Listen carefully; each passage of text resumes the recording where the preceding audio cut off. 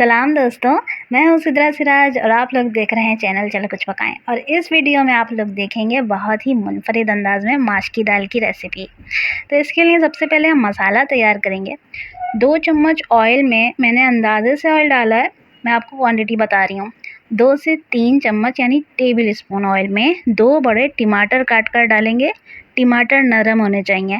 उन्हें अच्छे से भून कर 1 टेबलस्पून भरकर लहसुन अदरक का पेस्ट शामिल करेंगे। इसके बाद मसाले, जिनमें कुटी मिर्च 1 टेबलस्पून, ज़ीरा आधा टेबलस्पून, अजवाइन 1 टीस्पून, नमक हस्बे ज़ायक़ा, 1 हरी मिर्च कटी हुई।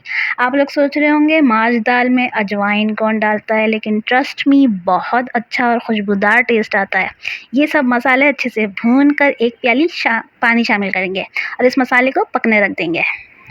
अब एक अलग बर्तन में पानी उबालेंगे और इसमें पहले से आधे घंटे भीगी हुई माश की दाल डालकर उबालेंगे।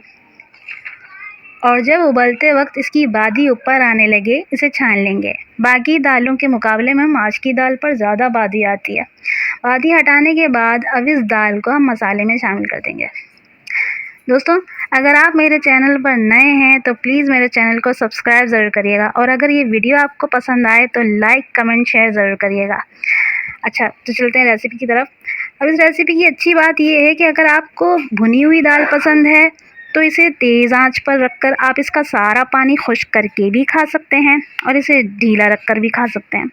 दाल जब पकी हुई है, मसाला भी मज़ीद कुछ करने की ज़रूरत नहीं है, तो बस अब इसे प्याज और देगी मिर्च से भगार कर सर्व करेंगे। लेकिन ऊपर कटे हुए टमाटर के स्लाइस रखना नहीं भूलिएगा, क्योंकि ये ही दाल इसी तरह सजी हुई अच्छी लगती है। तो माश की दाल तैयार है। हरा धनिया और गरम मसाले से गार्निश करें। दोस्तों, वीडियो पसंद आई हो तो लाइक शेयर कमेंट करना नहीं भूलिएगा। अपनी दुआओं में याद रखिएगा। अल्लाह हाफिज़।